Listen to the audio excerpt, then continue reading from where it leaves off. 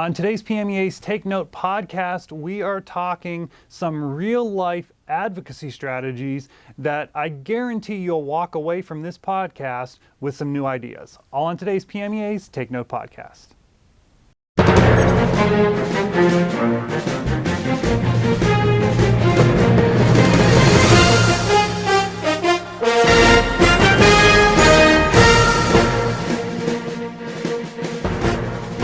Hi everybody, I'm Mark Lespedakis and welcome to this edition of PMEA's Take Note podcast. We're going to call this one PMEA's Take Note on the Road. As you can tell, it looks very different already from our normal podcast. We are here at the Central Susquehanna Intermediate Unit as part of PMEA District 8's Professional Development Day. And while we're here, we thought, let's do a podcast. So I'm excited to have Tom Hiravi here. Teaching in the Danville Area School District. We'll get a little bit more of your bio, but one of the wonderful organizers of today's PD Day. So thank you, Mark. Thank you for all the work you've done. It's my second year coming here. So impressed with what you guys do. Well, we appreciate that. Yeah, I'm one of two people. The other is Tim Latshaw. He really takes the lead on this day. But he's a teacher in the Bloomsburg Area School District, and we appreciate you coming out. Your sessions are always great. Well, it's wonderful to be here, and we're about halfway through the day, and we just finished lunch, and it was just, I love listening in on conversations, and you know, you go to some things like this sometimes, and people are like, okay, so you know, what happened in the football game yesterday? That doesn't happen here. The discussions are truly about content, about things that they've seen, and ways to further their professional development. So, kudos to you guys for some good sessions that are still engaging folks. Thanks. Yeah, we have about two dozen presenters here, about 75 participants. It's been a great turnout, a great day. Awesome. Well, and more to come for sure. So, let's talk about you. Let's talk about the background. Why music ed? What's your teaching career? Let's start with the why music ed. What got you into this? Well, I mean, everybody has the story of, you know, the moment they realized this is what you wanted to do, and I think mine was sitting at the IUP honors band when I was probably in 10th grade or so. I went to Conemaugh Township Area High School. My band director was Suzette Gardenauer, and choir director was Mary Grace Lingenfelter. Specifically, I think my role as the advocacy chair for District 8, I think about them often and how much they pushed and how they promoted our program in a small rural school district to develop a culture for something at Conemaugh Township that far exceeds the size of the school. So they were really very inspirational to me. And so Suzette, a former advocacy chair. Yes.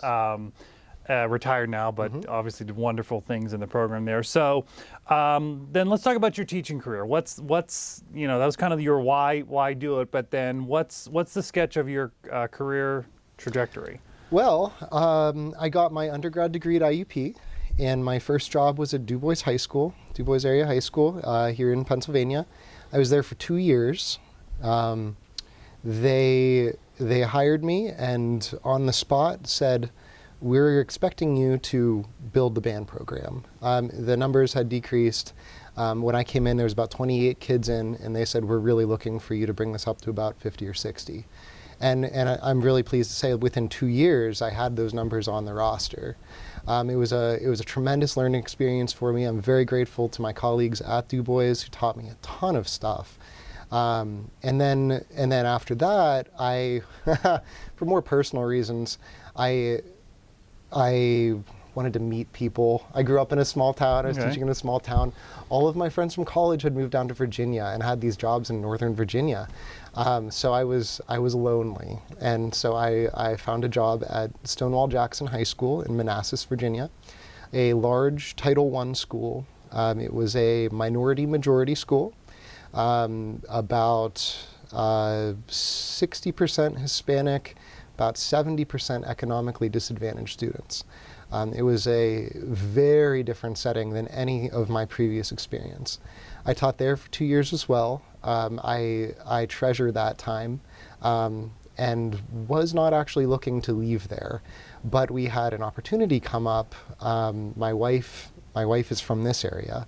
And her high school chorus teacher at Central Columbia School District gave her a phone call and said, hey, there's a band opening right down the street in Danville. Maybe you guys should think about taking it. And we were just calling her back to say, thanks, but we have 2 really great jobs here in Virginia. And she says, well, hold on.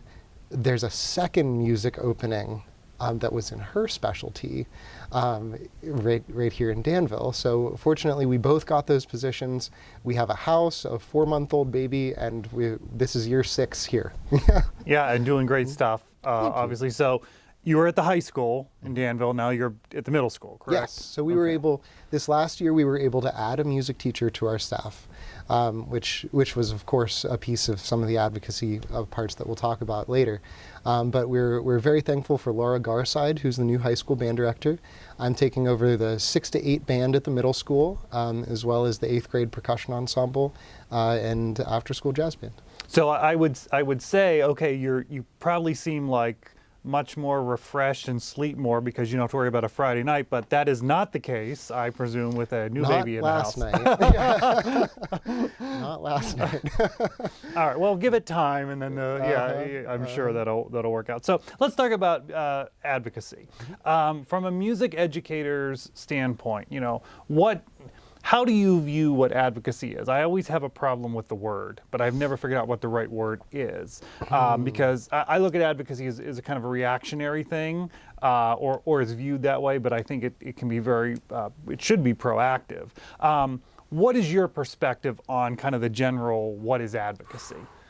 It's a broad word. Yeah. That's part of the issue. It's so broad, and I think you're spot on. I think we get forced into reactive situations because of the culture of our schools or our communities or budget cuts or whatever the case may be. But I do think that advocacy is something that you do on a day-to-day basis.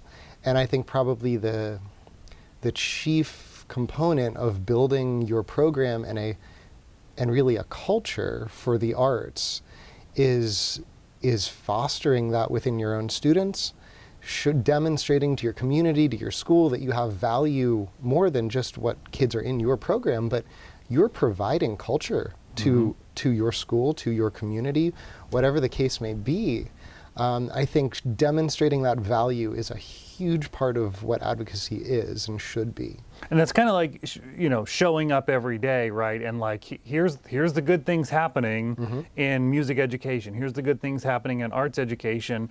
And to your point, providing that piece of culture. I mean, do you have any examples maybe of like how you're doing that in your school? How do you, it's not just the scales, right? Yeah. It's all those other things. Oh, sure. It does start with your kids, I think. It starts with creating that place where your kids want to come down before school starts and they want to hang out in the band room.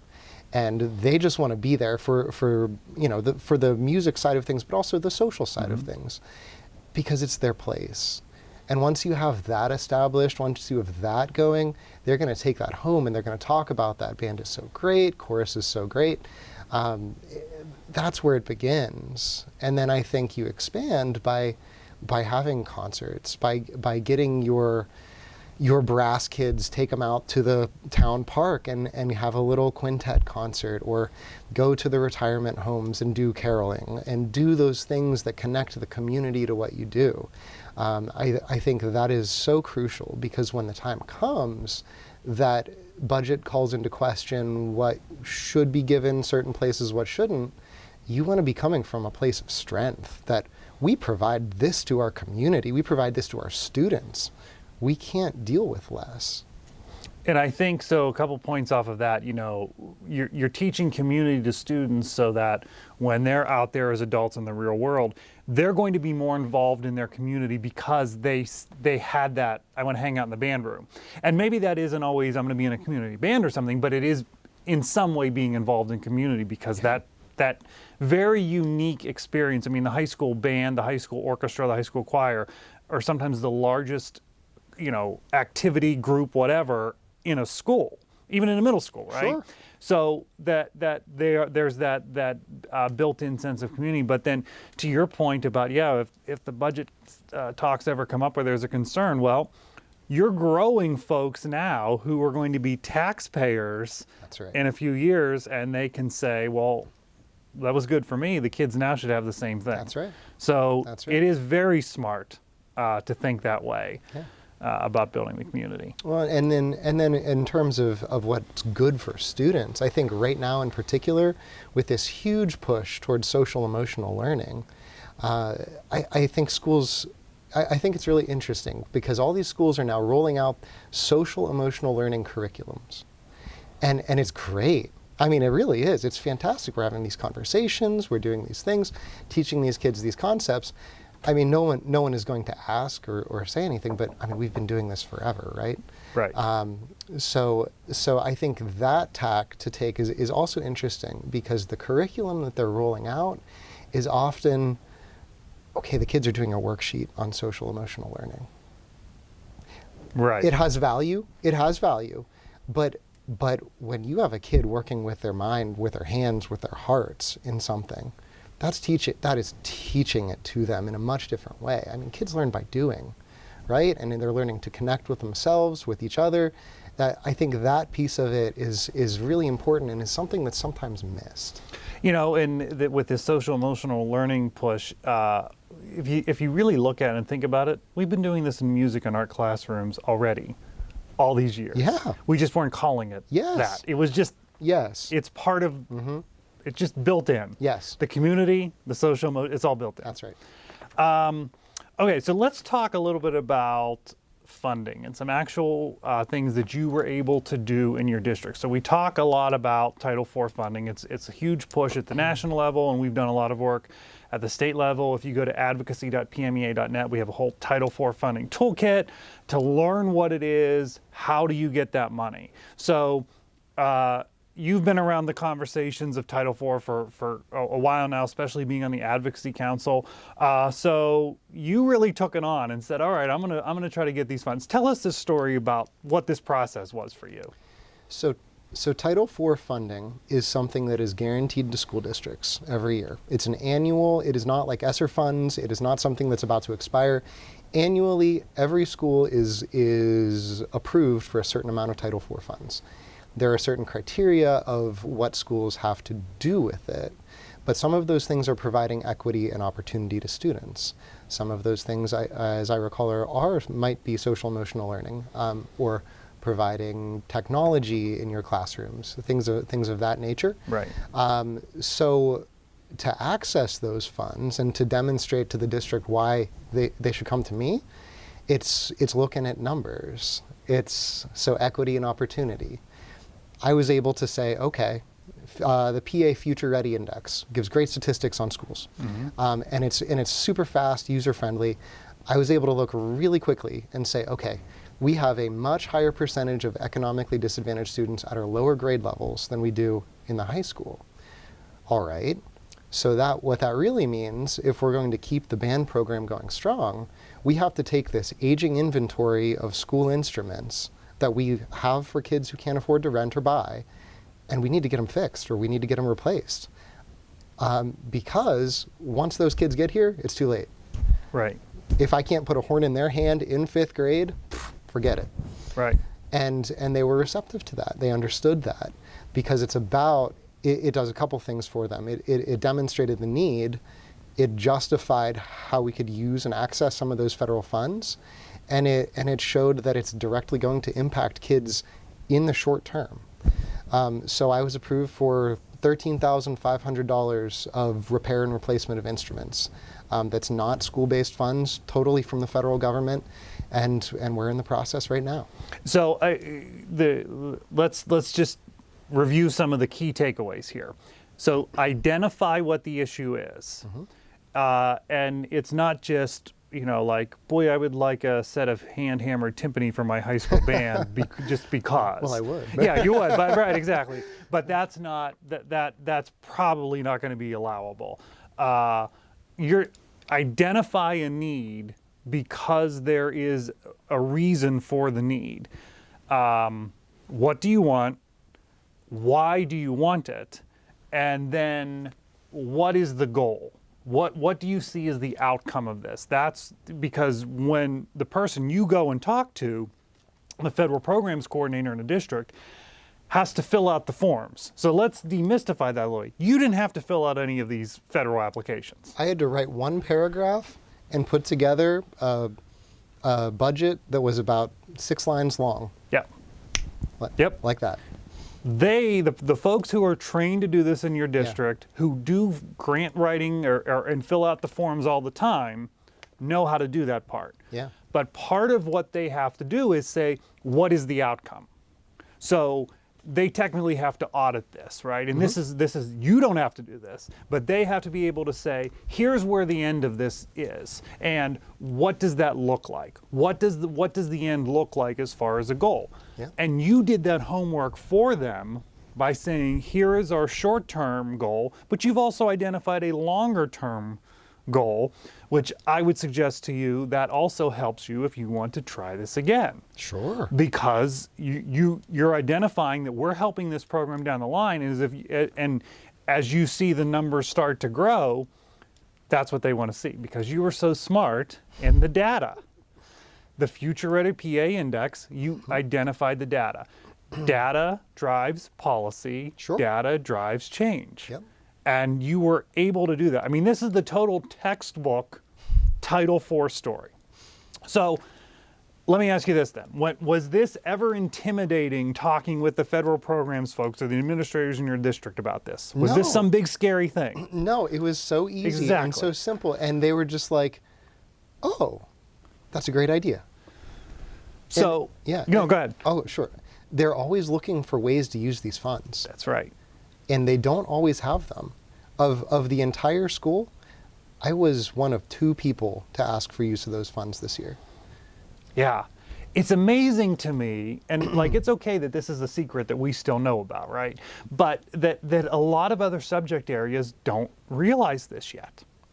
That this money is there and how to ask for it. And to be clear, many of these folks in school districts who you went and talked to don't know the whole breadth of use of these funds, because for years we've lived under Title I, and we all know what Title I does, and school administrators know how to do that. Under the law, schools can take that Title IV money and put it into Title I, and there are a lot of places that do that because they understand Title I. Title IV didn't, still doesn't compute, and why not put it there? Because we know how to use it.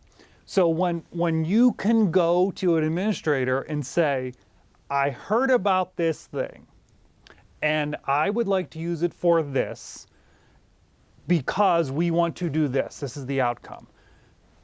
I bet they're going to say exactly what you had happen. Oh, absolutely. It was a hugely positive response. It was thank you. We are looking for creative ways to use this money, or we lose it. Exactly.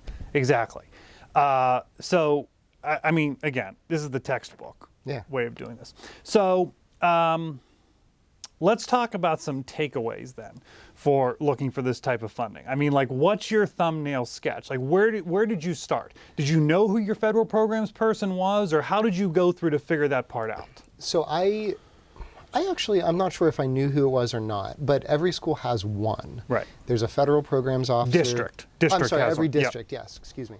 And that's as simple as an email to the admin office saying, who does this? Right. And then it was a phone call. He said it was a great idea for all the reasons we talked about. He said, put together a 1-paragraph summary of that information, put together a simple budget that I will understand, and he took it from there. Yep. It was just so easy. I can't say it enough. And I think that part of that, so in your situation, it was very easy with that communication to the federal programs person. And sometimes you do have to educate this person, because it is generally not somebody who this is their full-time 40-hour-a-week job. Yes. It could be an elementary school principal who is also tasked with that. It could be someone in the business office, whatever. So you may have to educate them a little bit, because they might not have any interaction with the music program. So you can say, I heard about this, this is what we do, So there might be that one little extra step, a little bit further than what you had to do, maybe a little bit more education to help convince them. There was some on my end, on the back end with me, but certainly in many situations I could see how more conversation would be needed, especially when there's competition for the funds. Right. I was able to sneak in a year when there was low demand, which was great, but not to say it's us versus them, but I think you have to demonstrate your need and why it's urgent and why you need it this year. Otherwise, it might be, well, a new cart of Chromebooks might be nice, or whatever else use of the funding they might have. And I think one of the other benefits is, you go and say, I've identified a need and I'm looking for X, Y, Z. And they could say to you, okay, that was nice, thanks, no. They could say, sure, we'll give you some Title IV funding. They could say, that's great, we've used our Title IV funding, but let me see if we can't work that into our regular budget. Yeah. Because you've come prepared, that helps them figure out where that works. So yeah, we're talking Title IV, but they might be able to make this work just in their regular budget at some point. So, and it's, again, say it again, it's not that hard. No, it's not. It was so easy. And the PMEA toolkit that you mentioned, that was how I figured out how to do it. There are a couple of great podcasts and webinars that I did watch, but I think it might be a one-pager. It's perfect. It has a basic script that you could use. It tells you all the steps to go through. It's excellent. And kind of one of the other things that's interesting about this, when we are able to have stories like yours, we can then go back to policymakers in Washington, D.C. and say, this program works, so please give it more money. Yeah. And every year since this became the law of the land, they've been bumping up that number that goes toward Title IV across the nation. Partially, I truly believe because we come back with success stories. And this is now going to be added to the list. Your story is on the list because again, it's textbook. This is what the program was intended to do. So let's move on to general advocacy then. Okay, sure. So advocacy chair here in District 8. And I know you've done some great things in that area too about, saving a position. Let's talk about just some general advocacy advice. When a school is faced with adversity, for whatever reason, is it funding, is it losing a teacher? What are your thoughts on maybe how not to be in that spot, but then what do you do if you are in that spot? I think how not to be in that spot is, I think it comes back to that proactive advocacy that you were talking about.